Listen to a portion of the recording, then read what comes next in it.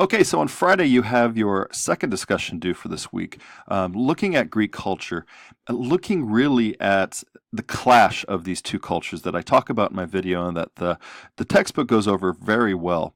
In fact, it all started with Herodotus himself when he talked about his culture in response to and sort of in clash to the great Persian culture, trying to emulate that. So what are the differences between these two? And that's what you're going to be looking at. And if you can see the picture here, it's a good example of it. If you remember the movie 300, as ridiculous as it is, it shows very clearly a clash of cultures. Now, that has just increased over time, where Greece being portrayed in Leonidas and the Spartans here as Western culture, and of course Xerxes, sort of later on development of an idea of Orientalism that we talk about in history, the second half of world history class. But this idea of something separate from the West. Now, that is a modern sort of construction of what's really happening here. However, there is still an element of something different. Even though the Greeks tried to emulate everything that has to be Persian Empire was everything. Their culture, the power of the great vast empire was all so appealing and trying to attach into it, but trying to remain independent.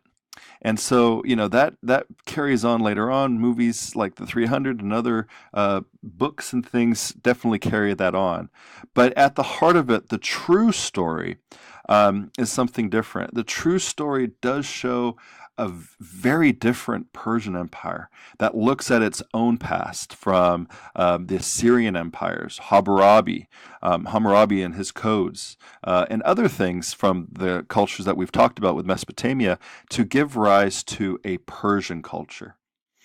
Greece culture comes from its own history, its own background that we didn't have a chance to really get into with time, but looking at culture on Crete, looking at ancient Greek culture with Homer, Odyssey, and the Iliad, and their own gods and religion, and ideas and identity through their philosophy. That is much different than the philosophy of the Persian Empire, and much different than the monotheistic religion of Zoroastrianism.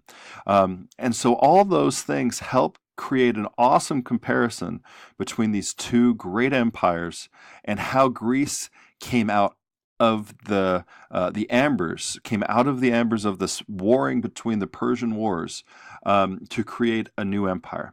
An empire of strong city-states that then would be united with the Macedonian Empire and with Alexander the Great, and as he spread, creating his Hellenistic culture that you talked about in the last discussion. But really looking at the chapter, looking at the video too, if that's helpful that I posted, really comparing Persian Greek empires with three examples. And again, if you want the full points, make sure you give examples and explain them.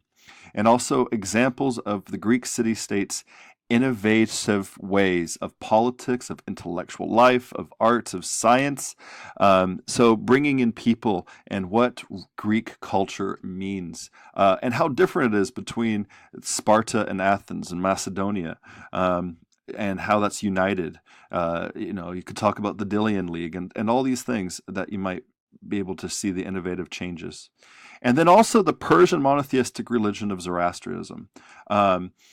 Compare that to the book of Psalms, and getting into that argument of which came first or who influenced whom. Was it Zoroastrianism or Judaism? And so that's a big part of our identity today. A lot of people in our class are Christians, and it's hard to swallow that if Judaism picked up anything from this monotheistic religion of Zoroastrianism and Ahura Mazda, and their look at paradise, paradisia, and all this stuff. So there's an aspect in the textbook that looks at these two changes. And the big question, do you agree or disagree that Jewish belief and Christianity might have had some sort of influence from Zoroastrianism? Now, that is something that is an academic debate. So look at it in an academic way and look at it based on the evidence that's in the textbook here. Now remember 15 points, so be sure to use those examples, talk about them. This should be a pretty long post actually, and be sure to comment. There's lots to talk about with question number 3.